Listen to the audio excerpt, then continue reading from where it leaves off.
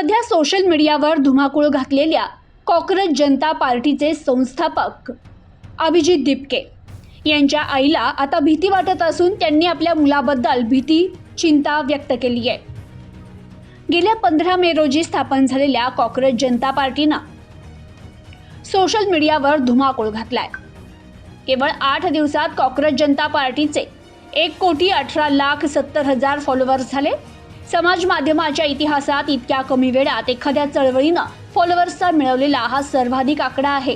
छत्रपती संभाजीनगर येथील अभिजित दिपके या मराठमोळ्या तरुणानं अमेरिकेच्या बोस्टनमध्ये बसून कॉक्रोच जनता पार्टी या नावानं एक वेबसाईट, इंस्टाग्राम हँडल आणि एक्सचं खातं बनवलं। पाहता पाहता संपूर्ण देशभर ही कॉक्रोच जनता पार्टी अल्पावधीतच चर्चेचा विषय ठरली। तरुणांचा देश म्हणून ओळखल्या जाणाऱ्या भारतात जर कोणी तरुणांचा अपमान केला तर काय होतं याचा प्रत्यय एका चळवळीतून आलाय। दरम्यान या पक्षाचे संस्थापक अभिजित दिपके हे पॉलिटिकल कम्युनिकेशन स्ट्रॅटेजिस्ट म्हणूनही काम करत असून राजकीय नॅरेटिव्ह तयार करणं, सार्वजनिक संवाद आणि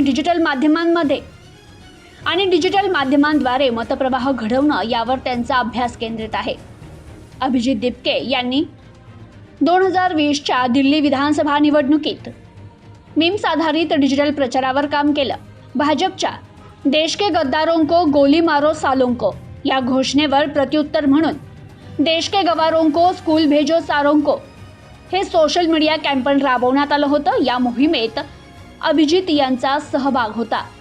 तर कॉक्रोच जनता पार्टीच्या माध्यमातून अल्पावधीतच लोकप्रिय झालेला अभिजित दिपके यांच्याविषयी बोलताना त्यांच्या आईनं म्हटलंय, मला आनंदही वाटतोय आणि दुःखही होतंय।